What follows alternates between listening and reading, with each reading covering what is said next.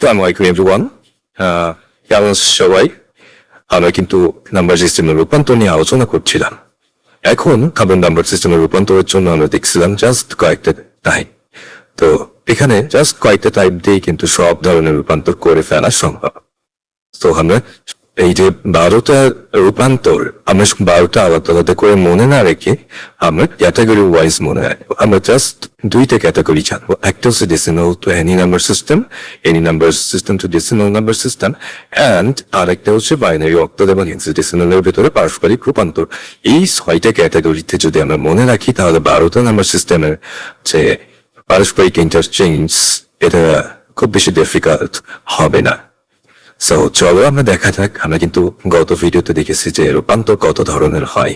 হ্যাঁ, এই টাইপগুলো কিন্তু আমরা আলোচনা করেছিলাম এবং আমরা দেখেছিলাম যে পূর্ণ সংখ্যার জন্য একরকম এবং ভগ্নাংশের জন্য আরেক রকম নিয়ম অ্যাপ্লিকেবল হবে।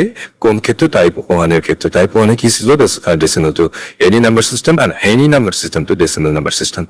সো আমরা সামনে গিয়ে দেখবো যে এই যে দশমিকের জন্য পূর্ণ সংখ্যার ক্ষেত্রে কেমন করতে হবে এবং ভগ্নাংশের জন্য কেমন করতে হবে, এবং আমরা যে বাকি টাইপটা আছে বা যে লাস্ট ক্যাটাগরিটা বাইনারি অক্টাল এবং হেক্সাডেসিমালের ভিতরে যে রূপান্তরটা সেটা নিয়ে আমরা আলাদা আলোচনা করবো। তো চলো আমরা শুরু করা যাক আজকের রূপান্তরের এই টাইপটা। আমাদের টাইপ ওয়ান বা ক্যাটাগরি ওয়ান, এটাতে কি ছিল? টাইপ ওয়ান বা ক্যাটাগরি ওয়ান ছিল হচ্ছে ডেসিমাল থেকে, তাই না? Decimal to any number system. Decimal two কি হবে? ডেসিমাল টু বাইনারি, তারপরে ডেসিমাল টু অক্টাল এবং ডেসিমাল টু হেক্সাডেসিমাল, রাইট? এই তিনটা আমাদের জাস্ট পড়ে যেতে হবে বা তিনটা একইভাবে কিন্তু করে যেতে হবে, ঠিক আছে? এই তিনটা, এটা হচ্ছে টাইপ ওয়ান এবং হেক্সাডেসিমাল থেকে ডেসিমাল, অক্টাল থেকে ডেসিমাল এবং বাইনারি থেকে ডেসিমাল। এখন আরেকটা কথা বলে রাখি যে তুমি ডেসিমাল থেকে শুধু এই তিনটা না, বরং যে কোনো ধরনের নাম্বার সিস্টেমে তুমি রূপান্তর করতে চাইলে কি প্রসেস অ্যাপ্লাই করতে হবে। এবং তুমি যদি অন্যান্য যে কোনো নাম্বার সিস্টেম থেকে, যেমন বাইনারি অক্টাল হেক্সাডেসিমাল কিংবা যে কোনো ধরনের নাম্বার সিস্টেম থেকে তুমি যদি ডেসিমেলে যেতে চাও তাহলে কিন্তু সেম ধরনের টেকনিক অ্যাপ্লাই করতে হবে। তো চলো আমরা দেখি যে ডেসিমাল থেকে অন্যান্য যে কোনো সংখ্যা পদ্ধতিতে যদি রূপান্তর করতে চাও তাহলে কি করতে হবে। তাহলে তোমার পূর্ণ সংখ্যার ক্ষেত্রে একটা, পূর্ণ সংখ্যার ক্ষেত্রে একটা এবং ভগ্নাংশের ক্ষেত্রে একটা, মনে আছে? পূর্ণাংশের ক্ষেত্রে একটা এবং ভগ্নাংশের জন্য আরেকটা। তো আমরা পূর্ণ অঙ্কের ক্ষেত্রে কি জানি যে 20 দ্বারা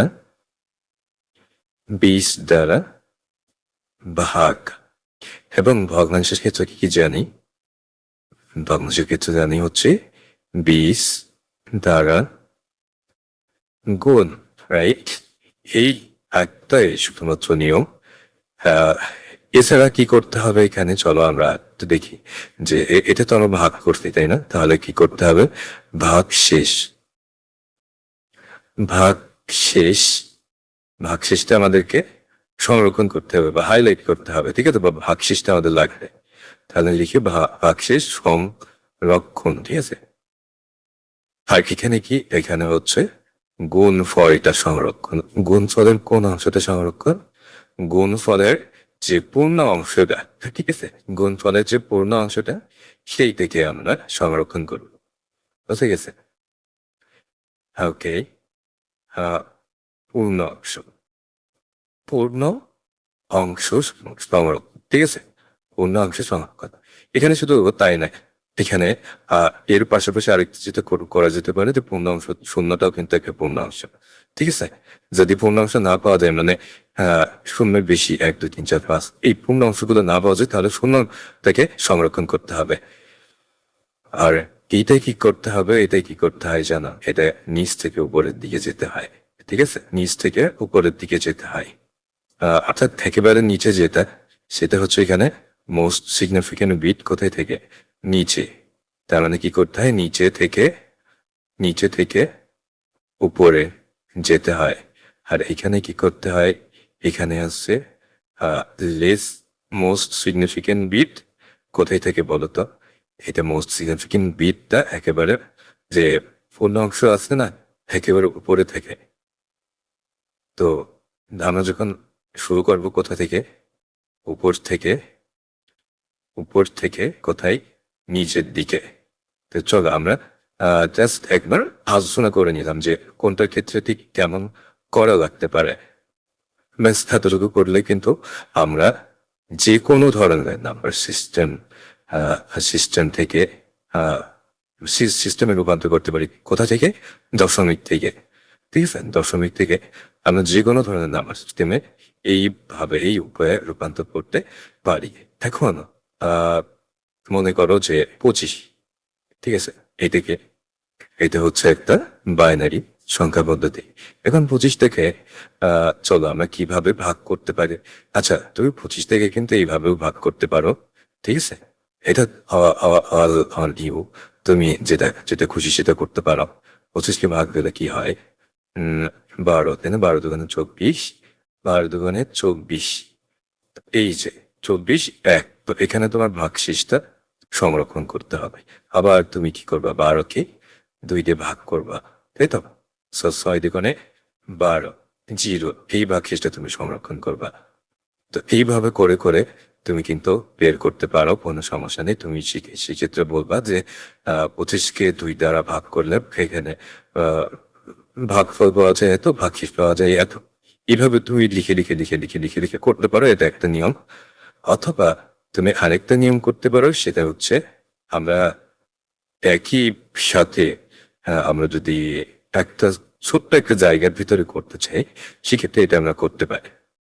ঠিক কেমন হবে? এই যে এই নিচ বরাবর বসাবো আমরা হচ্ছে ভাগ শেষ, ঠিক আছে। এই নিচ বরাবর আমরা বসাবো, এটাকে কিন্তু তোমরা মাইনাস করবা না, যেটা লিখবো, ঠিক আছে। তো 2 25-এর ভিতরে কয়বার চাই? 12 বার চাই। 12 দুগুণে 24, তাই না? তো ভাগশেষ কত? তা 25 হতে কত লাগে? 25 হতে লাগে হচ্ছে, হ্যাঁ, ঠিক আছে। তো এইভাবে তোমরা কিন্তু লিখতে পারো। এটা কিন্তু মাইনাস না, ঠিক আছে। এটা জাস্ট পৃথক করার জন্য, এটা জাস্ট আলাদা করার জন্য। তোমরা কিন্তু এটাকে মাইনাস করবা না। তো এর নিচে যেগুলো থাকবে সবই কি? সবই হচ্ছে ভাগশেষ। তারপরে দেখো 12, 2 12-এর ভিতরে কয়বার যায়? 6 বার যায়। 6 বার গেলে হয়ে যায়, তাই না? সো কোনো বাকি কিন্তু থাকে না, থাকে হচ্ছে কত? 0। তারপরে আবার 2 6-এর ভিতরে কয়বার যায়? 2 বার, তাই না? হ্যাঁ, সরি, 2 6-এর ভিতরে কয়বার যায়? 3 বার যায়। তা 3 দুগুণে 6, হাতে কিছু থাকে? থাকে না, 0। আবার 3 2-এর ভিতরে কয়বার? 2 3-এর ভিতরে কয়বার যায়? 1 বার যায়। 2 1 2, হাতে কত থেকে? অবভিয়াসলি 1। আবার কি? আবার হচ্ছে 1-এর ভিতরে 2 কয়বার যায়? 0, সরি, এটা এটা এখানে যেটা দিয়ে ভাগ করছি সব কিন্তু এটা সিমিলার রাখতে হবে, ঠিক আছে। তো 2 1-এর ভিতরে কয়বার যায়? 0 বার যায়, ওকে। আর একের ভিতরে তো 0 বার যায়, আর থাকে কত? 1, একটা কিন্তু থেকেই যাচ্ছে। এইবার দেখো, তোমার এখানে যখন যেই মুহূর্তে 0 চলে আসবে, ঠিক আছে, ভাগফলটা যখন তোমার 0 চলে আসবে, ঠিক আছে, সেই সময় তুমি এখানে এটাকে স্টপ করবা। বুঝে গেছে? স্টপ কখন করবা? যখন এখানে 0 চলে আসবে, অর্থাৎ আর ভাগ দেওয়া যাচ্ছে না এমন যখন চলে আসবে, তখন তুমি এটাকে স্টপ করবা। এখন দেখো, তুমি প্রথমে যখন ভাগ দিছ, তখন কি যেটাকে ভাগ দিছ এটা সব থেকে মিনিমাম যে ভাগ শেষটা, সেটা। সো এটা হচ্ছে লেস সিগনিফিকেন্ট বিট, এটা হচ্ছে most significant bit. Most significant bit এবং লেস সিগনিফিকেন্ট বিট কোনগুলো তোমার কি খেয়াল আছে? আচ্ছা, তো আমি কি করি? আমরা যাই হচ্ছে মোস্ট সিগনিফিকেন্ট বিট থেকে লেস সিগনিফিকেন্ট বিটের দিকে। তো আমরা যদি 25কে বাইনারিতে লিখতে চাই, তাহলে আমরা কি লিখতে পারি এখন? 25 দশমিক থেকে যদি আমরা বাইনারিতে লিখতে চাই, তাহলে নিচ থেকে আমরা উপরের দিকে কি কি লিখবো? ভাগশেষগুলো লিখবো, তাই না? তো ভাগশেষগুলো লেখো 1 1 0 0 1 0 0 1। এটা হচ্ছে আমাদের 25-এর বাইনারি। তো তুমি যখন খাতাতে করবা, ঠিক আছে, তখনই কিন্তু এই উপায়ে তুমি করতে পারো। এটাই হচ্ছে সব থেকে স্ট্যান্ডার্ড এবং সব থেকে বহুল পরিচিত একটা ওয়ে। এটা যে তুমি করতে পারো, অথবা যে কথাটা বললাম ওইভাবেও করতে পারো। টিচার যদি বুঝেন তাহলে অবশ্যই নাম্বার দিবে। তো তুমি এখান থেকে কি করলে, এখান থেকে বেস, কত বেস থেকে বেস 10 থেকে কত বেসে গেলে, বেস 2 তে গেলে, ঠিক আছে। বেস 2 তে যখন গেলে তখন তুমি কি করছো, ওখানে ওখানে 2 দ্বারা ভাগ করছো।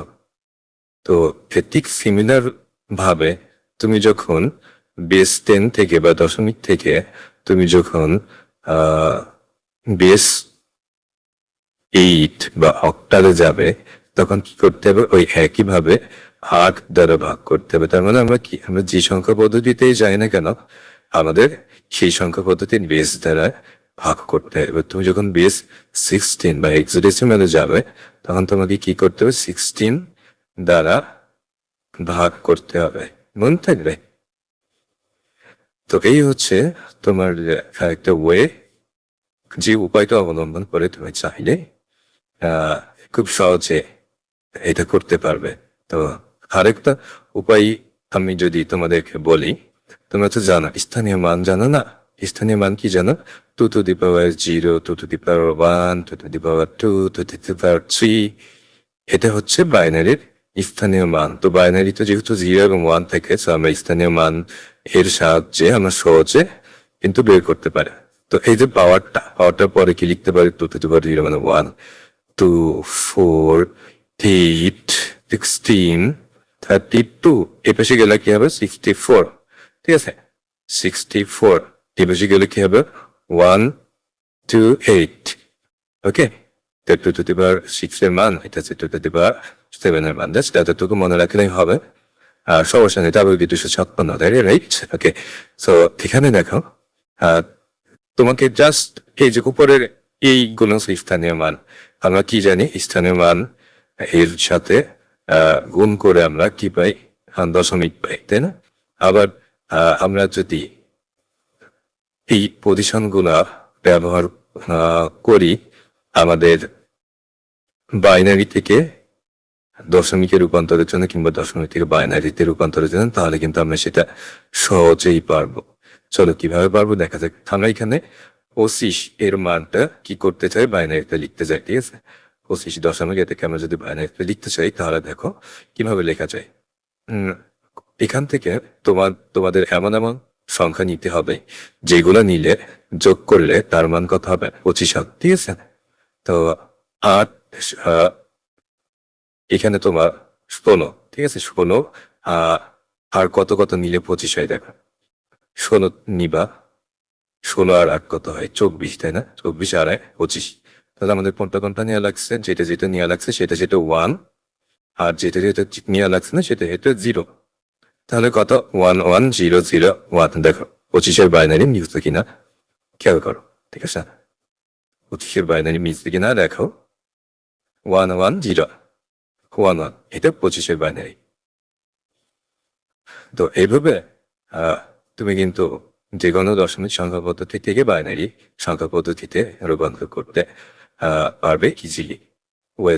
তারপরে আমরা কিন্তু সিমিলার ওয়েতে, মানে হচ্ছে তোমার ভাগ করার মাধ্যমে যে কোনো সংখ্যা পদ্ধতি রূপান্তর করবো, কিসের ক্ষেত্রে, জাস্ট পূর্ণের ক্ষেত্রে। এবং আমরা যদি ভগ্নাংশের ক্ষেত্রে যদি আমরা চাই, তাহলে চলো দেখি কি করা যায়। আমরা 0.05, ঠিক আছে, এটা হচ্ছে একটা দশমিকের একটা অংশ। আচ্ছা, এটা হচ্ছে দশমিকের একটা অংশ। এটাকে আমরা কি কি করতে চাই, এটাকে আমরা দশমিক থেকে বাইনারিতে রূপান্তর করতে চাই। চলো বাইনারিতে রূপান্তর করি। তার জন্য আমাদের কেমন ছক নিতে হবে, চলো একটা ছক আঁকাই। এটা তুমি পরীক্ষাতেও করতে পারো, ঠিক আছে, সমস্যা নাই। তুমি এই পাশে লিখবে হচ্ছে পূর্ণ অংশ, এই পাশে লিখবে হচ্ছে ভগ্নাংশ। এবং গুণ বা কি দিয়ে মনে আছে, বেস দিয়ে। এখানে তো কত বেসে রূপান্তর করতে যাচ্ছ, বেস 2 তে, তাই না? তো 0.05 এটাকে কি করতে হবে, জাস্ট 2 দিয়ে গুণ করতে হবে। তো 0.05 কে যদি 2 দিয়ে গুণ করা, তাহলে কি আসবে আমাদের, 0.10, তাই তো? এটাকে আবার যদি 2 দিয়ে গুণ করো তাহলে কি আসবে, 0.20, রাইট? এটাকে যদি আবার তো এটা গুণ করা, তাহলে কি আসবে? তো এই যে এখানে কিন্তু সবগুলো পূর্ণাংশ কি আসছে? 0 আসছে না?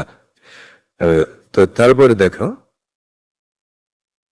40, তাই না? 0.40, এটাকে যদি আবার তো এটা গুণ করো, তুমি দুইটা নিচেও লিখতে পারো, সমস্যা নাই। তো এখানে এই যে এটা 40 আসছে, পূর্ণাংশ কি আসছে? 0, কিছু আসছে না, তাই না? তারপরে কি 80, এটাকে যদি তুমি আবার 2 দিয়ে গুণ করো, তাহলে আমাদের কি আসবে নিচে? তো এই যে এইটার গুণফল তুমি এইখানে লিখবা, পূর্ণাংশতে কিছু আসছে না, এখানে লিখবা। এখানে দেখো 8 × 16, তাই না?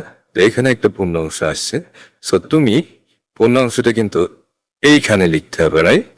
8 × 16, তো 1 তো আসছে, এবার 60, তাই তো? 16 কি 60, বুঝেছে? তো এই হলো তোমার আমাদের যে নাম্বার সিস্টেম কিসের ক্ষেত্রে? দশমিকের ক্ষেত্রে। দশমিকের ক্ষেত্রে সবগুলো এখানে এমনই করতে হবে। তোমার যদি এখানে বাইনারি জায়গায় যদি তোমরা অক্টাল, হেক্সাডেসিমেল কিংবা তোমার হচ্ছে এইটা দিত অক্টাল কিংবা হেক্সাডেসিমেল, তাহলে কি করতে তুমি? অক্টাল হলে 8 দিয়ে গুণ করতে 2 এর পরিবর্তে, আর হেক্সাডেসিমেল হলে কি করতে? 16 দিয়ে গুণ করতে। আর কোন ফলের যদি কোনো পূর্ণ অংশ থাকতো, তাহলে পূর্ণ অংশটা কোন পাশে লিখতে? এই পাশে লিখতে, অর্থাৎ তোমার যে বাম পাশে পূর্ণ অংশ, এই পূর্ণ অংশের নিচে সব পূর্ণ অংশ লিখতে, এবং ভগ্নাংশটা এখানে লিখতে, এবং গুণটাও একই সাথে এইখানে করে দিতে, ঠিক আছে? 8 × 16, তো 1.60, তাই 0.8 যেহেতু, তো 1.60, তো 1 তো হচ্ছে পূর্ণাংশ, তো এটাকে এইখানে লিখতে হবে, আর 60 যেহেতু ভগ্নাংশ বা দশমিক, এটাকে এইখানে লিখতে হবে। এখানে আমাদের কি করতে হবে? মোস্ট সিগনিফিকেন্ট বিট কোনটা? এইখানে উপরেরটা হচ্ছে মোস্ট সিগনিফিকেন্ট বিট, আর নিচেরটা হচ্ছে লেস সিগনিফিকেন্ট বিট। এখন কেন মোস্ট সিগনিফিকেন্ট বিট উপরেরটা, কেন নিচেরটা মোস্ট সিগনিফিকেন্ট বিট, এটা কিন্তু আমরা ডিটেইল কিন্তু আলোচনা করেছি আমাদের কোর্সের ভিতরে। তো চলো আমরা এবার কি করবো? মোস্ট টু লেস সিগনিফিকেন্ট বিটে আমরা সাজিয়ে ফেলবো। তো এখানে দেখো কয়টা 0, 3টা, 4টা, 5টা 0, রাইট? তো আমরা কি করছিলাম? 0.05, এইটাকে আমরা করছিলাম, তাই না? এটা হচ্ছে দশমিক, এটাকে কি করছিলাম? বাইনারিতে রূপান্তর করছিলাম। তো বাইনারিতে রূপান্তর করলে কি হবে? এখানে আমাদের কয়টা 0 থাকবে? 5টা 0, তাই তো? আচ্ছা, এখানে দেখো তার মধ্যে একটা, এটা তো আমরা জাস্ট শুরু করছি, তাই না?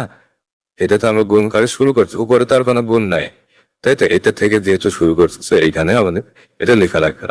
তো এটা আমি এই কারণে লিখলাম, যাতে তোমরা যখন করার সময় না লেখো, এটা জাস্ট এক্সপ্লেন করার জন্য বললাম। তাহলে 4টা 0, 1, 1, 2, 3, 4, আর হচ্ছে একটা 1, এটা হচ্ছে আমাদের বাইরে। তো মনে থাকবে, আমরা যদি 8 দিয়ে গুণ করতাম, তাহলে এখানে কি আসতো? অক্টাল। আমরা যদি 16 দিয়ে গুণ করতাম, এখানে কি আসতো? হেক্সাডেসিমাল। ওয়েল, তো আশা করি বোঝা গেছে যে কিভাবে যে কোনো সংখ্যা পদ্ধতি থেকে আহ, তুমি তোমার দশমিক থেকে যে কোনো সংখ্যা পদ্ধতিতে রূপান্তর করতে পারো।